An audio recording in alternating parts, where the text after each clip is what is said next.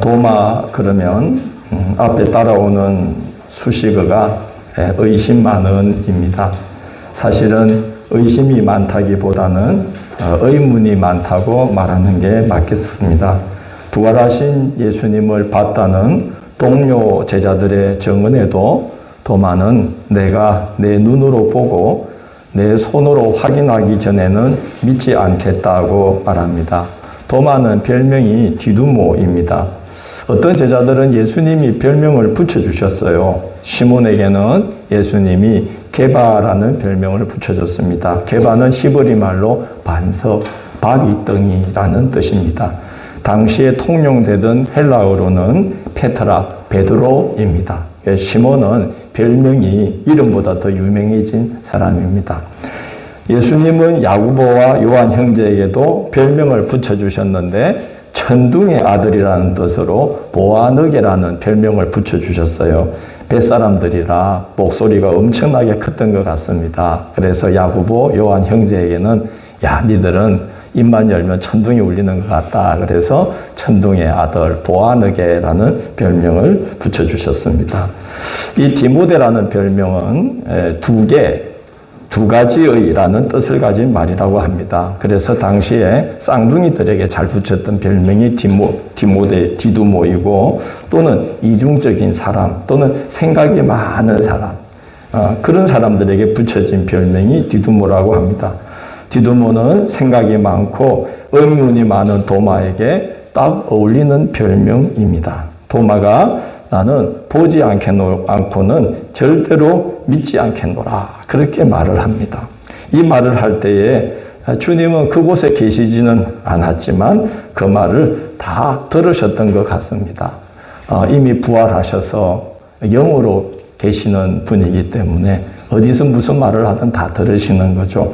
느부갓네살 왕이 왕궁 옥상에서 바빌론 성읍을 내려다보면서 내 능력과 내 큰 권세로 내가 이 성읍을 건설하였다라고 교만한 생각을 잠깐 품었어요. 뭐 사람들 앞에서 크게 드러내놓고 말한 것도 아니고 내가 내 능력과 내 권세로 이 성읍을 건설하였고 라고 하는 순간 하나님이 그 말씀 딱 들으시고 느부갓네살을 7년 동안 머리를 못 들게 낮추어 짐승처럼 만들어버린 걸 우리가 알지 않습니까? 예수님이 부활의 몸을 입으신 후라 도마가 골방에서 한 말일지라도 다 들으셨을 것입니다.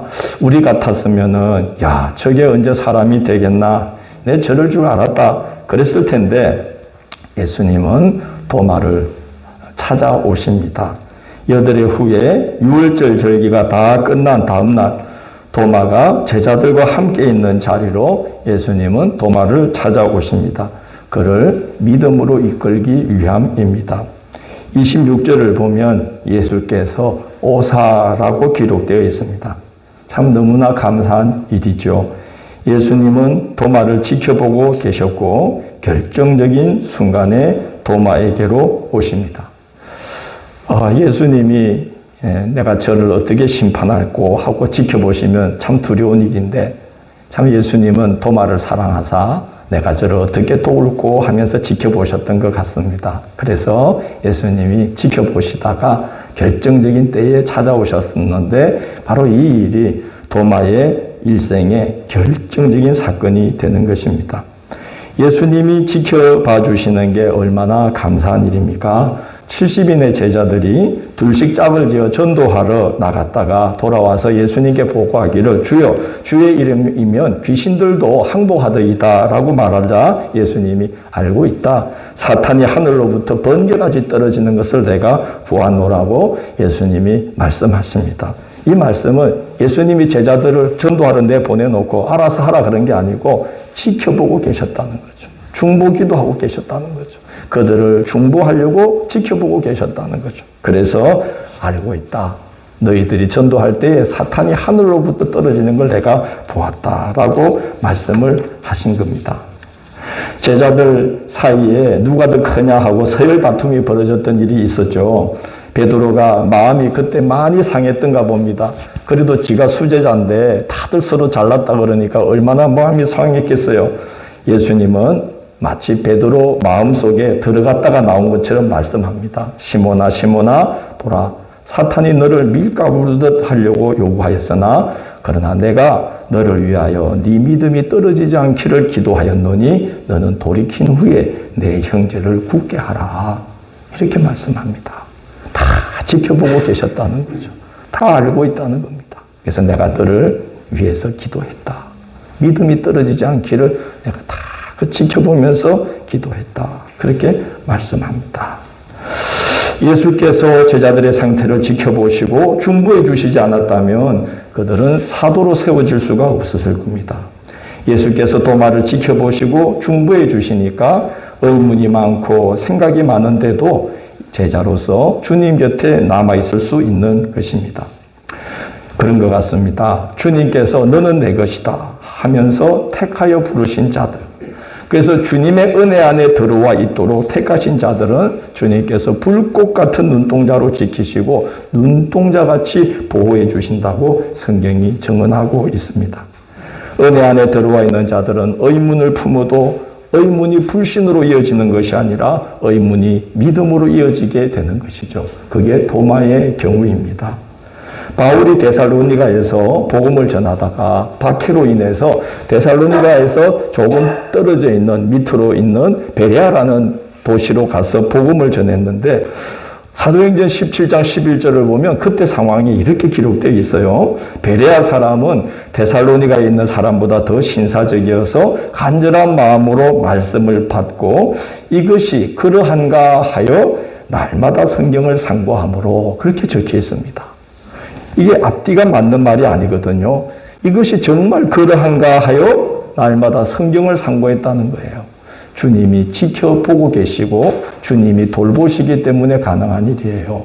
어떤 사람들은 이것이 그러한가 하여 의문이 생기면서 불신으로 기울어지고 불신지옥으로 떠내려가 버리는 사람들이 얼마나 많습니까? 그런데 데살로니가 사람들은 주님이 지켜봐 주시고 은혜 안에 들어와 있는 자들이라 복음을 받을 때에 마음이 뜨거워지기는 했는데 그 전하던 말씀이 이해되기가 어려웠어요. 뭐 십자가에서 우리를 위해 죽었다 그러죠. 또 사흘 만에 다시 살아났는데 죽으심으로 말미암아 우리 옛 죄가 주와 함께 죽은 바가 되고 살아나심으로 말미암아 우리가 이제는 죄에 대해서는 죽고 하나님께 대하여 산 자가 되었으니 새로운 피조물이 되었다. 그래서 예수 믿으면 구원받는다. 라고 하니까 참 은혜가 되는 말씀이긴 하지만 이해되지 않지 않습니까? 믿어지지 않지 않습니까? 죽은 사람이 부활했다는데 어떻게 믿어지겠어요? 그런데 놀라운 거는 그 의문이 불신으로 이어지게 된 게 아니라 그 의문이 생겼는데 그것이 정말 그러한가 하여 날마다 뭘 상고함으로? 성경을 상고함으로. 이게 은혜 안에 들어와 있는 자들이 받는 복인 줄 믿습니다. 주님이 그 은혜 안에 머물게 하려고 지켜봐 주시는 불꽃 같은 눈동자로 지켜봐 주시고 눈동자같이 보호하는 자들은 의문이 생겨도 그러한가 하여 자꾸 성경을 보게 되고 그러한가 하여 자꾸 기도를 하게 되고 그래서 의문이 믿음으로 이어지도록 하나님께서 끊임없이 역사해 주시는 겁니다.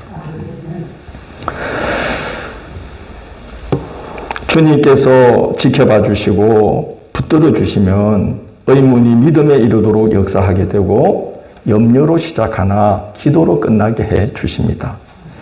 성경에 그런 예가 참 많죠. 예수께서 십자가 지신다고 예고하자 제자 중 하나가 또 당신을 배반할 거라고 말씀까지 하시자 제자들이 한 걱정에 빠집니다. 하도 염려에 빠지니까 예수님이 그런 말씀을 하셔요. 제자들에게 요한복음 14장에 보면 너희는 마음에 근심하지 말라. 하나님을 믿으니 또 나를 믿으라. 내 아버지 집에 거할 곳이 많도다. 가서 너희를 위하여 거처를 예비하면 내가 다시 와서 너희를 내게로 영접하여 나 있는 곳에 너희도 있게 하리라 하면서 위로하시면서 염려하지 말라고 말씀하시고 그런 다음에 예수님은 그들의 염려가 기도로 바뀌도록 이끌어 주셔요. 지금까지는 너희가 내 이름으로 아무것도 구하지 아니하였으나 구하라 그리하면 받으리니 너희 기쁨이 충만하리라 그렇게 말씀합니다. 은혜 안에 머물도록 초대된 자는 염려할 수밖에 없는 상황에서도 염려로 시작하나 기도로 끝나게 되어 있습니다. 주님은 사랑하는 자, 은혜 안에 머물도록 택한 자, 늘 눈길로 지켜보시는 자들에게는 의문을 믿음으로 바꾸시고 염려를 기도로 바꾸어 주시는 분입니다. 바울 사도는 근심을 기도로 바꾸시는 하나님의 놀라운 능력을 고린도 교회를 통해서 경험하죠. 우리가 지난주에 고린도후서를 다 읽어왔지 않습니까? 고린도서 7장 10절에서 바울은 이렇게 말합니다. 하나님의 뜻대로 하는 근심은 후회할 것이 없는 구원에 이르게 하는 회개를 이루는 것이요 세상 근심은 사망을 이루는 것이니라. 그렇게 말합니다. 고린도 교회 성도들이 바울이 책망하니까 근심이 생겼어요. 염려하게 되었어요. 그런데 하나님의 은혜 안에 있는 자들이라 그 염려함으로 하나님의 뜻대로 하는 근심이 되어서 기도를 하게 되었다는 거예요. 야, 우리가 어떻게 하면 좋을까 하고 염려가 기도로 이어지도록 하나님이 역사해 주셨다는 거예요. 그래서 세상 근심은 사망을 이루지만 하나님의 뜻대로 하는 근심은 구원을 이루는, 회개를 이루는 구원의 역사를 일으킨다라고 바울이 증거하고 있는 것입니다. 예수 믿는 자나 믿지 않는 세상 사람들이나 어려운 일이 생기면 다 근심할 수밖에 없습니다. 여러분, 그렇기 때문에 어려움 앞에서 걱정 생긴다고 해서 내가 믿음이 없나? 아직까지 이렇게 오래 신앙생활 했는데 도대체 내 믿음이 언제 자라나? 여러분, 그렇게 답답해하지 마시기를 바랍니다. 다 걱정할 일이 생기면 걱정 안 할 수가 없어요. 그러나 주 안에 있는 자들은 합력하여 선을 이루시는 하나님께서 그 근심으로 인하여 기도하게 해주시는 겁니다. 사망으로 이르는 세상 근심에 빠지지 않게 하시고 기도함으로 구원을 받게 하시는 하나님의 뜻대로 하는 근심이 되도록 역사해 주시는 거예요. 그래서 근심으로 인하여 기도하게 하시고 환난 중에도 영과 육을 온전히 건져주시는 영육간의 구원을 경험하게 하십니다. 주님께서 불꽃 같은 눈으로 지켜보시고 눈동자같이 보호하시고 찾아오셔서 우리를 통해 뜻하신 바를 이루시는 것, 이것이 복 중의 복이요 은혜 위의 은혜입니다.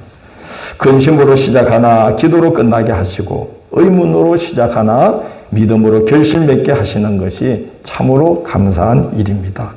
그러므로 우리가 그리고 사랑하는 우리 자녀들이 그리고 우리가 마음에 품고 신앙으로 초대되기를 소망하고 있는 분들이 그 은혜 안에 들어있는 자들이 되도록 우리가 항상 기도해야만 되는 것입니다. 그러면 그 영혼을 위해서 우리가 기도하면 지켜봐 주시고 때가 되면 찾아와서 만나 주시는 거죠. 오늘 예수께서 오사 하셨듯이 우리가 기도하는 자들을 주님이 찾아가 주시는 것입니다. 예수께서 오셔서 도마를 만나 주셨어요. 그리고 믿음 없는 자가 되지 말고 믿는 자가 되라고 말씀하자 도마는 주님의 손에 그 못 박힌 자국을 만져보지도 않고 그 옆구리에 손을 넣어보지도 않고도 그냥 부활하신 주님이 그를 찾아와 주시자 바로 그 앞에서 주께 엎드려 주님, 예수님 당신은 나의 주님이며 나의 하나님입니다 라고 고백을 하게 됩니다. 이 고백은 주님에 대한 신앙 고백이기도 하지만 주님 앞에서 새 언약을 맺는 신앙의 결단이기도 한 것입니다. 나의 주님이라는 고백은 이제부터 예수님은 나의 주인님이라는 거예요. 나는 주님의 종이라는 거예요. 이제 도마는 의문을 가진 그런 제자가 아니라 예수님을 자기의 주인님으로 자기는 예수님의 종으로 관계를 맺는 새 언약의 사람으로 이렇게 관계를 맺게 되는 겁니다. 이것은 자신을 예수님께 완전히 위임하는 거예요. 나의 주님이라는 말은 고백은 이제는 나는 주님 겁니다. 주님께 맡깁니다. 내 모든 건 주님 겁니다. 주님 처분에 맡깁니다. 그 고백이 나의 주님, 나의 하나님이라는 고백인 것입니다. 여지껏 도마가 제자 중에 한 사람으로 예수님을 따라다녔지만 도마는 그동안 예수님과 그런 관계 속에 있지를 않았었습니다. 그 이전에 도마는 요한이 볼 때는 별로 신통찮은 사람이었던 것 같아요. 그래서 요한이 자기 그 복음서 요한복음에 도마에 대한 인상을 몇 가지로 기록을 해놨어요. 요한복음 11장 16절에서 요한은 도마에 대한 기억을 되살려서 이렇게 기록을 합니다. 디두모라 하는 도마가 다른 제자들에게 말하되 우리도 주와 함께 죽으러 가자 하니라. 이런 기록을 해놨습니다. 이때 예수님은 나사로가 죽었으니 가서 살려줘야겠다 말씀하고 있는데 지금 도마는 엉뚱한 소리를 하고 있는 겁니다. 우리도 주와 함께 죽으러 가자. 자기가 무슨 말을 하고 있는지도 모른 채 그런 말을 하고 있는 거죠. 요한복음 14장 5절에서 도마에 대해 요한은 이렇게 또 증언합니다. 도마가 이르되 주여 주께서 어디로 가시는지 우리가 알지 못하거늘 그 길을 어찌 알겠사옵나이까 라는 말을 했다는 거예요. 제자들이 근심에 쌓여 있어서 지금 예수님이 너희는 마음에 근심하지 말고 하나님을 믿어라. 내가 가서 아버지께로 가서 내가 거처를 예비하면 내가 다시 와서 너희를 그 길로 인도하리라고 예수님이 말씀하고 계신데 도마는 이런 말을 한 거예요. 주여 주께서 어디로 가시는지 우리가 알지 못하거늘 그 길을 어찌 알겠사옵나이까 라고 말을 한 거예요. 이 말은 주께서 어디로 가시는지도 모르는 판국에 그리 말씀하시면 우리가 무슨 위로를 받겠습니까? 이러고 있는 것입니다. 그리고 부활하신 예수께서 제자들에게 처음 모습을 보이실 때에도 유독 11제자 중에 딱 한 사람 도마만 그 자리에 없었습니다. 뭐 딴 데 가서 뭘 하고 있었는지 모르겠어요. 이런 사람이 도마였습니다. 예수님 곁을 다른 제자들 중에 한 사람으로 늘 따라다니기는 했지만 도마는 예수님과 나의 주님, 나의 하나님이라는 관계를 전혀 맺지 않고 있었던 거죠. 예수님 말씀을 알지도 못했고 엉뚱한 말을 하고 어쩔 때는 심지어 주님이 어디로 가시는지 우리가 모르는데 그런 말씀하신다고 그게 위로가 됩니까? 하는 이런 힘들어한 반응도 보이는 게 도마였습니다. 그러나 예수께서 그를 지켜보시고 때가 되셔서 그에게 오셔서 그를 만나주시고 그를 일깨워주자 도마는 사탄도 틈을 탈 수 없는 그런 견고한 신앙 고백을 하는 사람이 됩니다. 나의 주님, 나의 하나님이십니다. 예수님 당신은 나의 주님, 나의 하나님이십니다. 이제 당신은 나의 주인이시고 나는 당신의 종입니다. 나를 마음껏 써주십시오. 나를 마음대로 써주십시오. 여러분 이래야 주님이 쓸 수 있습니다. 그제 난루를 낳는데요.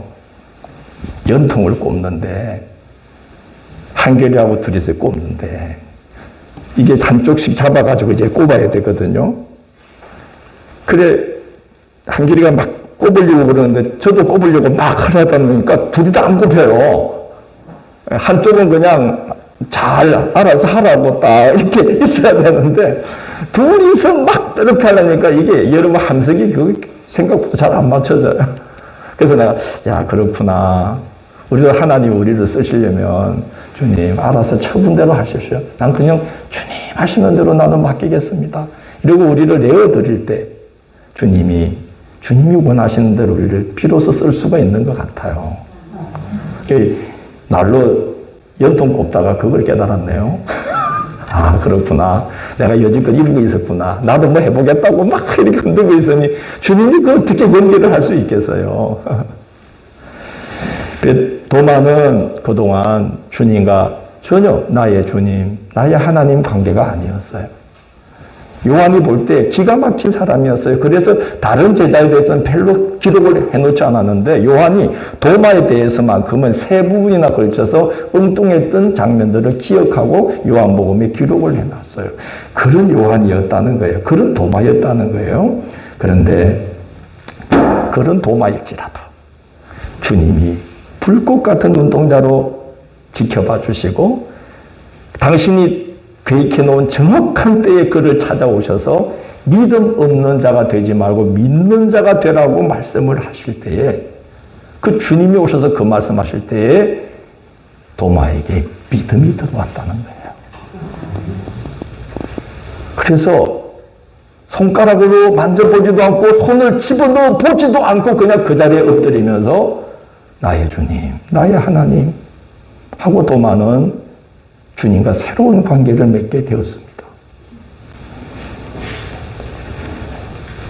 그렇기 때문에 우리는 주님이 계심으로 우리에게 희망이 있는 것 같습니다. 그래도 우리가 부족하고 참 주님 보실 때 기가 막힐 사람들이지만 불신지옥으로 떠내려가지 않도록 의문이 생기더라도 그게 믿음으로 이어지게 해주시고 또 염려가 생길 수밖에 없는 상황이라 염려하게 되어도 그 염려를 기도로 바꾸어 주시는 우리 주님이 계시기 때문에 할렐루야. 그래서 우리는 희망이 있습니다. 도마도 주님이 그렇게 지켜보시던 중에 찾아오셔서 새로운 관계로 초대해 주시는 거죠. 나의 주님, 나의 하나님, 당신은 이제 나의 주인이시고 나는 당신의 종입니다. 알아서 써주세요. 얼마나 놀라운 일이 벌어지는지 아십니까? 이제 우리가 새해 첫날부터 사도행전을 읽게 될 건데 이 사도행전은 뭐냐 하면 보지 않고 믿는 자가 복되도다 하신 말씀이 이루어지는 일이 사도행전이에요. 예수님을 전혀 못 본 사람들이, 이방 사람들이 이제 막 믿음으로 일어서는 놀라운 역사가 일어나는데 그 일이 시작되는 첫 출발이 사도행전 1장 31절에 보면 11 제자와 또 예수님을 따르던 여인들과 그리고 예수의 형제들이 다락방에 모여가지고 매일같이 기도하다가 성령이 임하면서 이제 주님이 찾아오신 거죠, 성령으로. 그래서 보지 않고도 믿는 믿음을 이제 사람들이 갖게 되는 것인데 바로 그 자리에 매일 기도하는 그 자리에 11 제자의 이름에 도마의 이름이 빠져있지 않고 있다는 거예요. 그게 얼마나 놀라운 일입니까? 의심 많은 도마가 이제는 그 11 제자와 함께 기도에 전념하게 되는데 놀라운 사실은요, 그 이후에 도마에 대한 이야기는 없어요. 그러나 외경 중에, 성경에 들어오지 않은 외경 중에 도마행전이라고 있어요.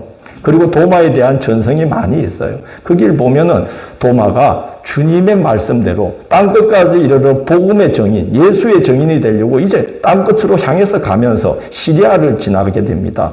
예루살렘에서 위로 올라와서 동쪽으로 가면 시리아인데 그 시리아에서 복음을 전했던 것 같아요.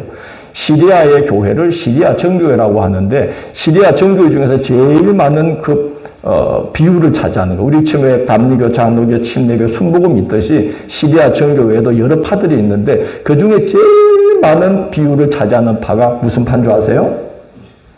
답을 알려드렸는데 무슨 파예요? 도마파예요. 애들 보고 제가 아침에 이 설교하면서 얘들아 도마 그러면 무슨 생각이 나니? 다 그러니까 의심 많은 그럴 줄 알았어요. 애들이 이러고 있어. 도마 그러면 갈도마. 도마파가 시리아 정교회에 제일 많은 비율을 차지해요. 참 놀랍죠. 도마는 거기서 인도로 또 갑니다. 인도의 남부 지역에 첸나이라는 도시가 있어요. 그 첸나이에 가면 지금도 도마 순교 기념교회가 있습니다. 도마 순교 기념교회. 놀라운 사실은 인도라는 그곳에 기독교 인구가 3%예요. 그러니까 3%니까 몇 명 정도 될까요? 얼마 안 될 것 같지만 3,900만 명이에요. 인구가 워낙 많으니까. 우리 남한 인구만큼이 기독교인이에요. 그런데 그 3,900만 명, 3%밖에 안 되는 그 3,900만 명 중에서 2,000만 명이 모여 있는 곳이 첸나이와 그 주변 도시들이에요. 인도 남부 지역. 거기에 그 힌두교와 온갖 우상을 섬기는 그 인도에 2,000만 명의 기독교인들이 첸나이 주변에 모여 있는 거죠. 그 역사를 감당한 사람이 누구예요? 도마예요. 나의 주님, 나의 하나님. 이 관계로 도마가 초대되었을 때 디두모, 늘 생각 많고 실행을 못하고 우물쭈물하고 의심하고 고민하고 늘 그렇게 있었던 디두모라는 이 도마가 놀라운 사도가 된 거죠. 나의 주님, 나의 하나님. 그 고백 이후에 도마는 완전히 다른 인생으로 초대를 받게 됩니다. 여러분, 이 대강절 절기, 몸을 입고 이 땅으로 오시는 성탄절을 준비하는 주님이 이 땅에 강림하시기를 기다리는 절기가 대강절, 대림절이에요. 대강절 둘째 주일을 지나고 있습니다. 우리의 삶의 주님이 다시 오시기를 예수께서 오사 도마를 변화시킨 것처럼 우리에게 오시기를 기도하면서 지내는 대강절이 되면 좋겠어요. 대강 지내라고 대강이 아니고 기다릴 때자에 강림할 강자예요. 오시기를 기도하면서 기다리는 절기죠. 그렇게 하시면 주님이 눈동자같이 연약한 우리를 지키시고 그리고 찾아오셔서 우리를 도마를 만나주시듯이 만나주시고 어루만져 주시고 깨달음 주시고 그러면 되는 거예요. 우리 사랑하는 자녀들 믿음 없다고 걱정하지 마시고 기도해 주시면 될 줄 믿습니다. 다 지켜보고 계십니다. 불꽃 같은 눈동자로 눈동자같이 지켜보시다가 결정적인 때에 주님은 찾아가실 겁니다. 그래서 그 아이들도 나의 주님, 나의 하나님 그러면서 주님과 이전과는 상상도 못했던 관계를 맺는 길로 주님이 반드시 인도해 주실 거예요. 주님이 찾아오시면 되는 겁니다. 주님이 찾아오시면 되는 겁니다. 예, 주님이 우리에게 가장 바라시는 건 바로 그겁니다. 우리가 잘 살고 잘 먹고 뭐 이런 게 아니라 오늘 31절 30절 보십시오. 예수가 그리스도인 것을 믿게 되는 것과 그러므로 말미암아 하나님의 생명을 받아서 살아가게 되는 것 그게 바로 하나님이 가장 원하는 길이며 요한이 이 복음서를 쓴 이유라는 것이죠. 하나님이 우리를 향한 가장 큰 바람은 바로 그겁니다. 믿음 위에 굳게 서는 거죠. 그러면 귀하게 쓰임받게 되어 있습니다. 여러분 이 대강절 주님이 여러분 찾아오시는 그런 일들이 준비되도록 기도하시며 지내시는 대강절 절기가 되시기를 주의 이름으로 권면합니다.